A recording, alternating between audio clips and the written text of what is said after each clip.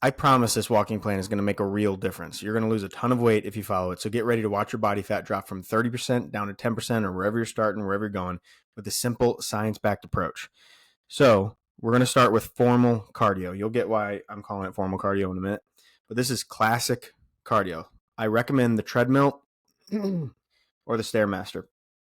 The reason for that is because a bike or an elliptical or a rowing machine, fill in the blank with anything else, if you increase the level, let's say as you get more fit, you go from a level 2 to a level 3 or a level 4 on the bike. You accidentally could, unless you're watching your RPMs all the time, which is maddening if you've ever tried it, you accidentally could go from 65 RPMs down to 55 RPMs, revolutions per minute.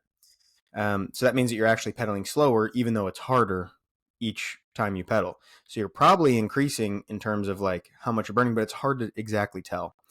On a treadmill or a Stairmaster is a fixed incline, but still the speed that you select is the speed that you have to go, obviously. So if you walk at 2.7 miles an hour to 3% incline, and then you increase that to 3 miles an hour to 3% incline, you know that you are doing more work than you were prior.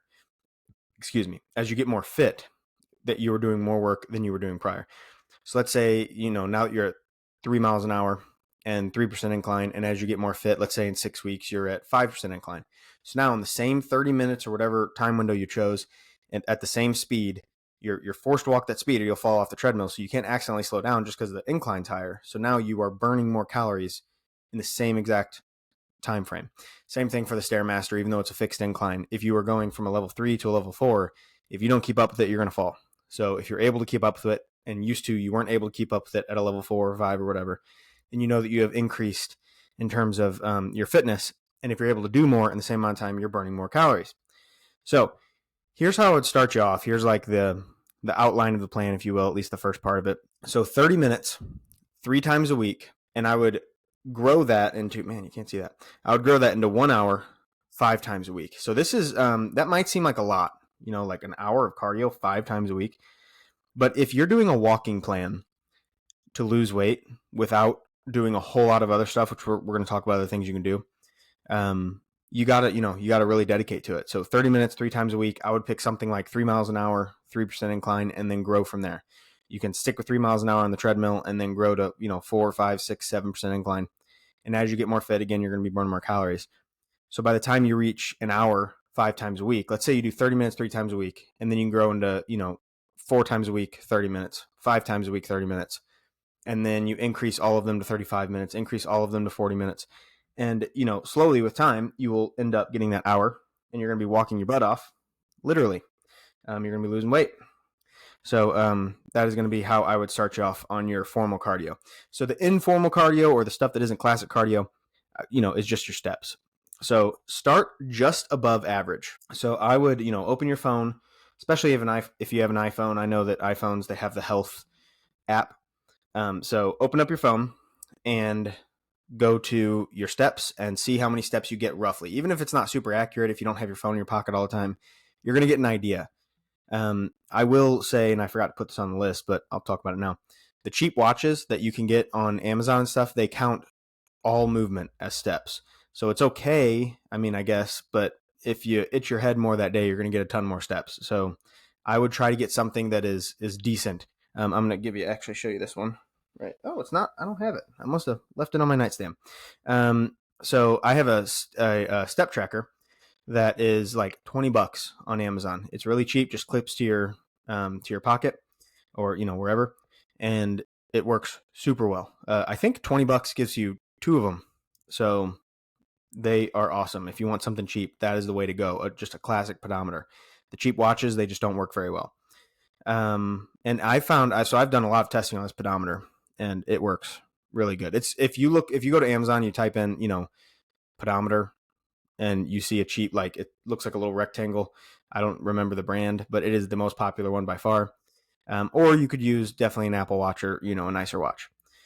So I would add 1,000 steps up to, add 1,000 steps per week up to 10,000 to 14,000. So let's say that your average is 6,000. And so you start at 6,500 or I guess we'll just say 7,000. You start at 7,000 for the first week. And the next week you do 8,000, then 9,000, then 10,000. And if you're like, man, I just cannot do any more, then stick to 10,000.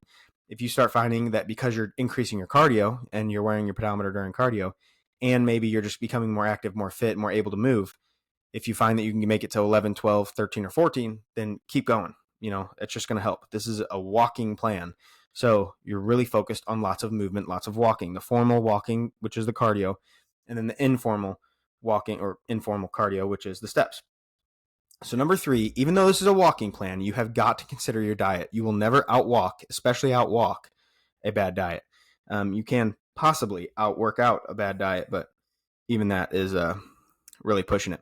So first, you got to be focused on your protein, because if you're going to be doing this much walking, this much cardio in order to lose weight, you have to eat enough protein in order to keep your muscle, or by the end, you are going to regret your decision to lose weight by just walking, I promise you.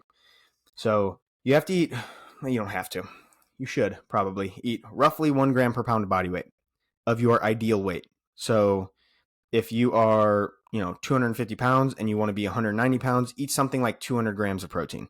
It's close to your ideal weight.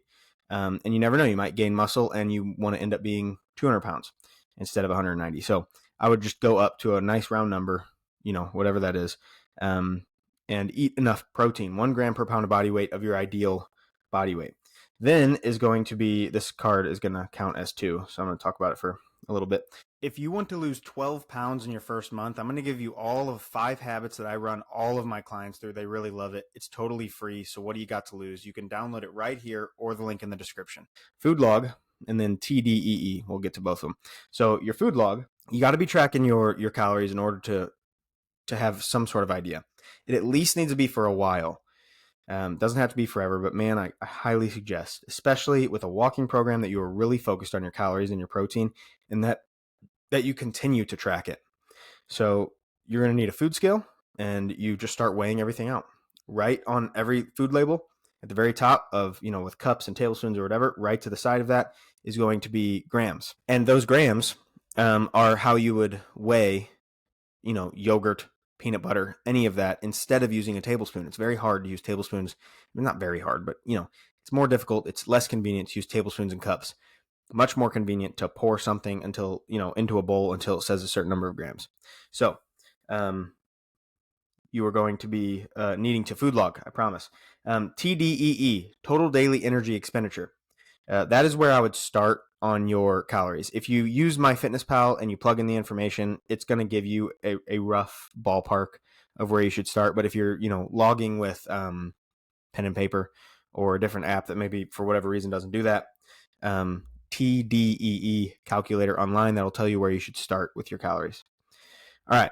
So next, this doesn't really go with diet, but it kind of does, is your daily weigh-ins. So I would be weighing yourself every single day. And your goal is to ignore the highs and the lows. Both of them are false. They really are. It's just water weight fluctuating up and down. But the pattern of your weigh-ins, if the pattern is down or the pattern is flat, that is going to give you information on what you should do with your diet. Now, you already are ramping up your cardio. So the reason I threw daily weigh-ins with the diet section is because you're already ramping up your cardio according to the plan that I just laid out a few steps ago. So the adjustment that you're going to make is going to be to your calories. So if you see that your weight is flat, I would drop your calories by maybe 200. Let's say 2 weeks goes by and you haven't lost much weight at all, if anything, then I would drop your calories by like 200. Now the whole time your formal and informal cardio are going to be going up. So a 200 calorie drop might just be exactly what you needed, because you're also burning more calories. So take your daily weigh-ins and adjust based off the pattern. If the weight's going down, good, just hold tight. I promise you don't need to go faster. If it's going down, let it go down. Just enjoy the progress. Now, if it's going down by like 4 or 5 pounds per week for a number of weeks, that might be a little bit too fast. So you need to, as you're increasing your steps, you might need to actually increase your calories. You want to be going down by roughly a pound of body fat per week. It can be more, but just to be safe on, keeping your muscle, and I promise that you're going to want to keep your muscle, then you need to be keeping track of everything with your diet. So in regards to, the calories and based off of your weigh-ins. So number 4 is going to be foot health. And I know this is kind of a lame thing to put in an order sequence, but I'm telling you, if you're going to try to lose weight by walking, you have got to be taking care of your feet. if your main, method isn't going to be on a bicycle or swimming or, lifting weights. And I highly recommend walking your way to lower body fat percentages. Then you need to be taking care of your feet. Hopefully you have more than one. You might not, and that's cool too. So first, the easy one, the foot roller, is like, if you look up like a foot massage ball, has like spikes on it. It's really helped me rolling that out. I'm not sure if there's any scientific basis for that to work on plantar fasciitis or anything, but it really helps me. So I would do that every single night, and then stretch. Now, my favorite stretch, definitely stretching out the calves. I find that plantar fasciitis comes most of all when the calves, and Achilles tendonitis also comes when the calves are just tight. And whenever you've been walking a lot and it causes, extra inflammation, could cause extra tightness. So stretch out the calves from a straight leg position and a bent leg position. So you can literally just, sit on the couch and put your foot on a book or something and then jam your heel down into the floor. That's going to give you going to stretch the calf from a bent leg position. It's going to focus more on the deep muscle of the calf called the soleus instead of the gastrocnemius, which is the outer head of the calf, the thing you see on the calf. Both of them are going to really, really help you. And then with the rolling on the bottom of the foot, that's going to really help as well. I'm going to try to describe this as best I can. I just thought of this. One of my favorite stretches is to walk up to a wall, so you're actually facing it. It's really close to your face. And you put your toes on the wall, but the bottom of your foot on the floor. The balls of your feet are going to go kind of where the wall and the floor meet. You're going to try to push the balls of your feet. If you can imagine here, this is my toes pushing into the wall. This is my foot, and the ball of the foot is going to try to push in where the floor meets the wall. That, for me, just completely stretches out the plantar fascia and the Achilles tendon, and you can feel a little bit in your calf. So it kind of stretches out that whole chain, and that really helps.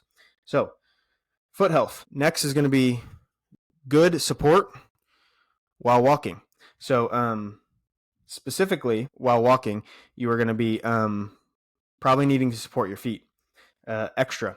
So, whether it's just getting really good shoes or whatever, I just really want to make sure that you're not going into a walking program and then you end up with inflamed feet and now you're on the couch for 3 weeks letting your feet heal. So support your feet especially if you're not used to what I'm about to talk about, which is the barefoot method. If you're not used to that, ease into the barefoot method. Again, we're about to talk about it. But definitely during your walks, I would recommend really good support. You want to watch me film my video? We could try, maybe. We could try one. Okay, Emerson's going to join us for this one. So barefoot,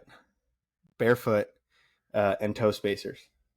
So I could not for the life of me solve my plantar fasciitis issues years ago.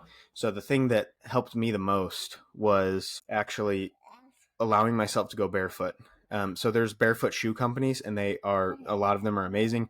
I would recommend Xero most of all, Xero. I really like them, but just because their shoes look the best, in my opinion, because barefoot shoes kind of look funny. Could you stop that? You're messing up my. I don't even know what that says anymore. Thanks. So barefoot shoes, the Xero barefoot shoes, they look the best in my opinion.